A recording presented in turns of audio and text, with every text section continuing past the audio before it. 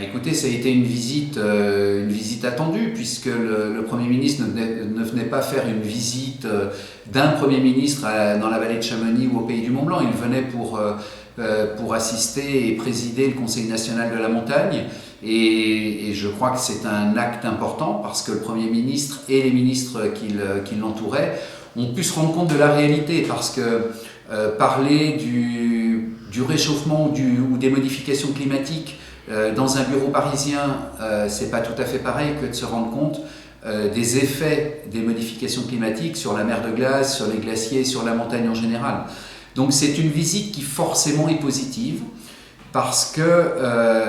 on a d'abord des gens qui nous ont écoutés, qui nous ont entendus pour un certain nombre de problèmes, mais les problèmes sont vastes. La pollution, bien évidemment qu'on leur a parlé, que tous les élus locaux leur ont parlé aux ministres des problèmes de la pollution, des problèmes de la santé publique, mais on a aussi parlé d'autres choses comme des aménagements de la montagne, comme aussi bien sûr la place des offices du tourisme qui devraient être passés aux intercommunalités et qui aujourd'hui font très peur aux différentes stations, parce que justement, aller commercialiser une station, aller gérer une station, eh bien c'est très différent d'un site à un autre, et ce serait probablement catastrophique pour l'activité touristique. Donc pour tout cela, le Premier ministre, Madame Ségolène Royal et les autres ministres ont eu une oreille attentive, pas forcément d'accord avec tout ce que l'on demandait, tout ce que l'on disait, mais je crois que c'est important d'avoir un contact avec les gens et puis de leur dire vraiment ce que l'on veut et ce que l'on souhaite pour notre territoire. Et quelles ont été les demandes spécifiques de Saint-Gervais par rapport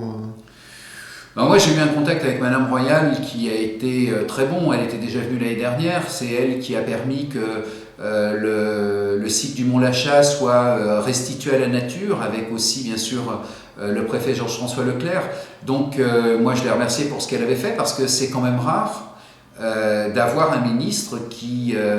donne sa parole et qui permet que les choses se fassent. Et bien sûr je lui ai reparlé de l'ancien refuge du Goûter pour lequel elle vient d'écrire au préfet de la Haute-Savoie, et il va organiser donc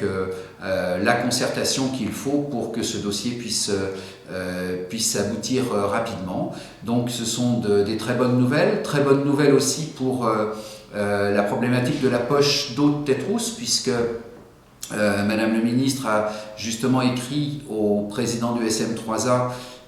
Martial Sadier, pour lui dire que ce dossier aurait le soutien des fonds spéciaux de l'État. Donc c'est quelque chose d'assez exceptionnel pour la population de Saint-Gervais.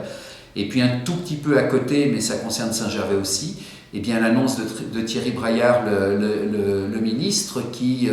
donc a annoncé que l'État donnerait 1 200 000 € pour la piste du Kandar. Donc ce sont des annonces très positives pour beaucoup de choses qui intéressent la population de nos territoires, de Saint-Gervais bien évidemment, mais aussi de tout le pays du Mont-Blanc. On est toujours sur notre fil rouge, la montagne à l'état pur, c'est-à-dire qu'on fait les choses respectueusement. On a fait ce magnifique pont qui permet aujourd'hui de faire respirer. On est dans une vraie respiration, le centre de Saint-Gervais. On a un projet qui aujourd'hui fait l'objet d'une présentation dans le cadre d'un financement européen. C'est la seconde vie pour le tramway du Mont-Blanc, pour que ce tramway ait une autre fonction, une fonction urbaine, c'est-à-dire un lien, un cordon ombilical entre Le Fayet et Saint-Gervais, et pour assurer un transport propre et conforme au développement durable. Et ça, c'est un dossier qui dépasse le stade de la France, puisque c'est un dossier de financement européen que nous devrions avoir avec la commune de Valtournenche, c'est-à-dire la commune italienne du Cervin, c'est dire le rapprochement entre deux sites emblématiques, Saint-Gervais et Valtournenche, mais aussi entre deux montagnes emblématiques, le Mont-Blanc et le Cervin.